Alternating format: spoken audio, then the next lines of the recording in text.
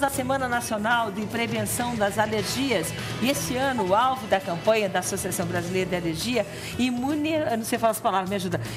Alergia e imunopatologia. Essa aí. ASBAI. O que é a isso? sigla, ASBAI. É? Associação Brasileira de Alergia e Imunopatologia. E ainda tem outro, anafilaxia. Anafilaxia. O que é isso? Então é o seguinte. Oi, doutora. Oi.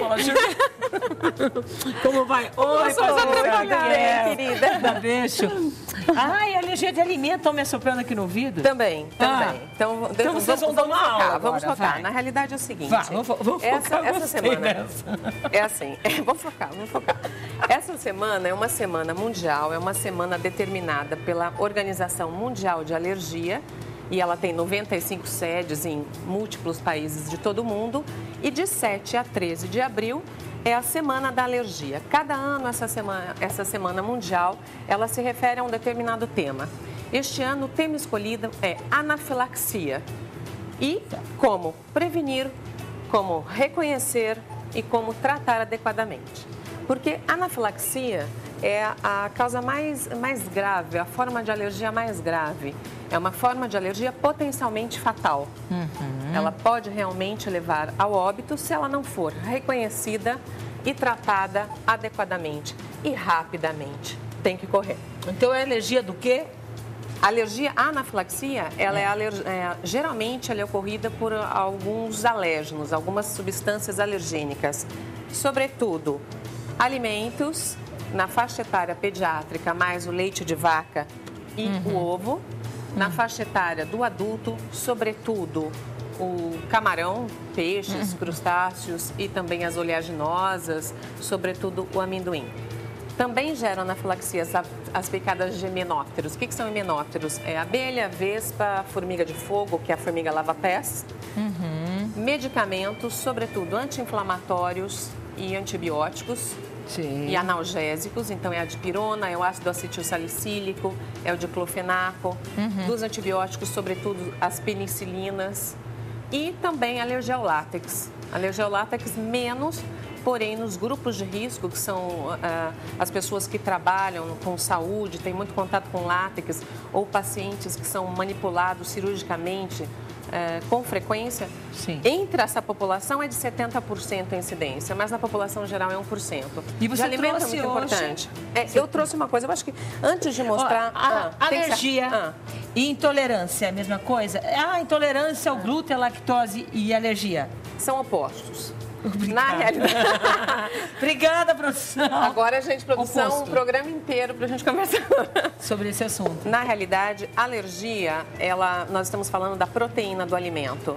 E quando nós estamos falando de intolerância, nós estamos falando de outras substâncias. Por exemplo, quando eu falo, eu tenho alergia à lactose, isso é um sacrilégio, não existe alergia à lactose. Existe alergia ao leite de vaca, isto é, alergia às proteínas do leite de vaca, e existe intolerância à lactose. Entendi. Os sintomas são absolutamente diversos. Intolerância à lactose não pode levar à morte, não pode levar a uma anafilaxia. Tá. Alergia ao leite de vaca, a proteína, pode levar a anafilaxia e pode levar à morte. Pode terminar o programa que eu não vou conseguir falar essa palavra, mas enfim, o que você trouxe aqui? Como eu sei que eu tenho alergia a alguma coisa? Então, funciona da seguinte forma, como é que nós reconhecemos uma anafilaxia? Quais são os sintomas? Então, eu entrei em contato, não na primeira vez, sempre eu já tenho que ter tido um contato anterior a essa substância. Para eu ser alérgico a uma picada de vespa, não é na primeira picada de vespa, são nas subsequentes. Então, eu entro em contato com essa substância, alimento, medicamento, picada, minutos, no máximo até 2 horas após, eu começo com os sintomas. Incha a boca, urticária, incha o olho, coça, coriza, abaixa a pressão, pode ter náuseas, vômitos, dores abdominais. Sabe que eu descobri que eu tenho, bem do jeito que você falou, alergia àqueles lenços úmidos, sabe aquele que tira a maquiagem? Eu não posso. Fica que parece que eu chorei a noite inteira. Mas é uma reação leve, não é uma reação anafilática. Não. Porque essas reações anafiláticas, elas são progressivas. Elas começam de uma forma abrupta, elas são graves e elas podem chegar até uma parada respiratória, porque fecha a garganta, ou uma parada cardíaca, porque abaixa a pressão e volta menos sangue para o coração. E o coração acaba bombeando vazio. E isso leva a uma parada cardíaca e óbito. Claro que vocês duas vão ter que voltar e conversar mais, mas eu quero que você mostre o que Isso nós temos aqui, porque nós vamos passar para a parte da alimentação. É de extrema importância, porque isso é o que a gente usa para salvar a vida de quem teve uma anafilaxia. Isso chama-se adrenalina.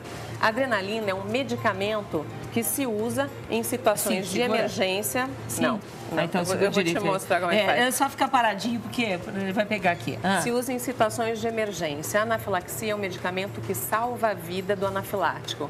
Ela deve ser aplicada na face lateral da coxa e intramuscular. Alguns anos atrás, nós fazíamos subcutânea. Hoje em dia, nós sabemos que a melhor via de administração é intramuscular. Mas a pessoa ela já sabe que ela tem alergia de alguma coisa? Ela carrega isso? Ela carrega isso. Aqui tem vários modelos, vários exemplos de canetas de adrenalina autoinjetável. Entendi. Inclusive, esta aqui, que eu estava te mostrando, que ela fala com o paciente. Ela é inteligente. Ela é inteligente. Ela explica para o paciente o passo a passo. Que coisa bacana. Essa aqui nós conseguimos encontrar no Brasil. Isso, Daí nós temos um problema. Nós temos o problema que essas adrenalinas autoinjetáveis, elas são só conseguidas, por enquanto, em importadoras. O que dificulta muito o nosso trabalho. Então, uma alternativa tupiniquim seria o paciente que sabe ser anafilático, sabe ser alérgico, e acidentes acontecem, principalmente com alergias alimentares, porque nós temos um problema gravíssimo em relação à rotulagem dos alimentos. Sim. E reconhecimento dessa rotulagem, que até a nossa amiga nutricionista vai falar, a Patrícia, daqui a pouquinho. Então, esses acidentes acontecem, a anafilaxia acontece e a pessoa simplesmente consegue salvar a sua vida com uma injeção de adrenalina na face lateral da coxa, enquanto tem tempo para correr para o hospital. Independente de ter feito adrenalina ou não, tem que correr para o hospital. E o foco da Associação Brasileira de Alergias, sobretudo... Ela é boa, ela fala bem, eu falo um monte. A diretora fica, Patrícia. Eu falo, para terminar. Gostei, né? Para terminar. Como é que é para terminar? Pra terminar. Claro. Então, qual que é o nosso foco na sociedade brasileira nesse momento, nessa gestão? É a nossa eterna conversa com a Anvisa, nosso órgão regulador, para que eles tragam essa adrenalina autoinjetável para o Brasil, padronizada, para que se consiga de formas mais simples do que através das importadoras e com um custo mais acessível, e rotulagem de alimentos. Vou passar para cá, você não termina o programa. programa. Agora, rotulagem de alimentos é Patrícia. Primeira coisa, usa o óculos, porque você vai... Isso mesmo, é tudo tão pequenininho que está escrito ali que você não enxerga. Você quer fazer a fina de apertar o olho assim, não adianta. Vai fazer compra, você leva o óculos, porque... O que tem aqui no rótulo? Bom, então assim, eu trouxe uma gama de alimentos para que essas pessoas que são alérgicas, elas tenham a possibilidade de ter alguma coisa fácil para consumir.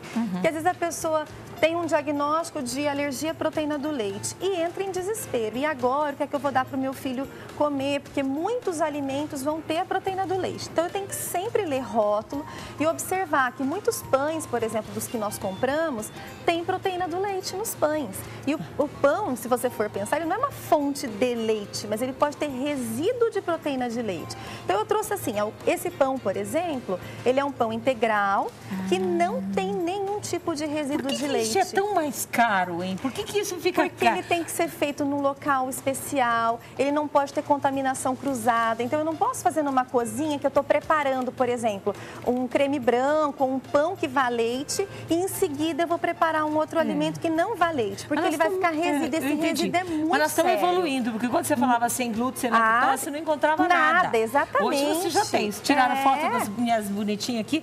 E assim, olha que legal esse biscoito. É um biscoito de arroz.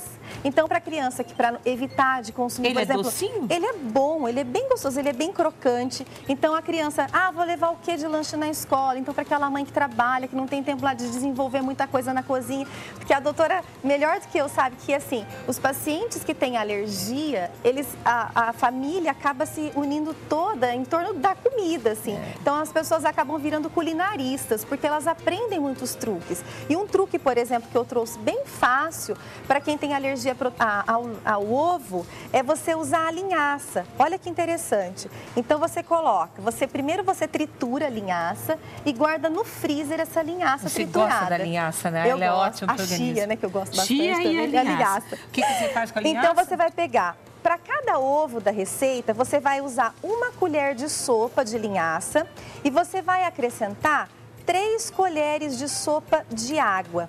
E você deixa em repouso por aproximadamente de 1 a 2 minutos. Então, olha a consistência que ela vai formar. Ai, né? Olha que legal. E dessa consistência que eu formei, então, para cada ovo que eu preciso na receita, eu vou usar 2 colheres de sopa dessa preparação. Porque o que acontece o ovo? O ovo, ele vai emulsificar a receita, né? Aquela preparação. E a clara, a gema do ovo, e a clara vai dar aquela coisa do aerado, do macio. Você substitui, você tem intolerância, você tem alergia? Eu tenho alergia ao ovo, então eu posso substituir por essa preparação de linhaça. Olha que interessante. Então eu vou ter Como que eu descubro que eu tenho essa macio. alergia, gente? Como que a minha bonitinha de casa vai descobrir? Eu tenho alergia. É desse jeito que você falou, né, doutora? Vai, come, deixa de comer, é isso? Que isso é muito vai sério, procurar gente. Um alergista para fazer o teste, né, doutora? Para saber exatamente o tipo de alergia que tem, né? Sim, porque na realidade a manifestação anafilática é um tipo de manifestação de alergia alimentar. Sim. Mas existem muitas outras manifestações de alergia alimentar que não são anafiláticas, felizmente. Bom, então nós temos vários produtos aqui. E as letrinhas são pequenininhas. Mas são pequenininhas aqui, e é importante. Esse aqui é um achocolatado em pó. Então, o achocolatado, às vezes ele vem escrito sem lactose, mas não é porque é sem lactose que ele não tem a proteína do leite. Então, isso é muito importante. Lê ingrediente. Olha que interessante, isso aqui é alfarroba. Alfarroba, o que é alfarroba? Ele lembra um chocolate. Entendi. Olha que interessante. Então, para aquela criança que tem alergia à proteína do leite, ela não pode nem pensar o chocolate. Gente, eu tô vendo que aqui tem tapioca, ovo de Páscoa. Eu vou pedir para que vocês voltem um dia, mas foi muito legal, viu? Que bom. Nutricionista Patrícia Raquel e a nossa alergista, a doutora Ana Paula Juliane. Gostei dessa dupla, hein? Venham mais. Viemos iguais, ó, de preto e branco. Olha só que chique, a gente nem preto e branco. Chique para vocês. Ô, diretora, o dia que eu faltar, traz as duas, que elas falam igual eu, assim. Obrigada, viu? Ou mais. Ou mais. Gostei do ou mais.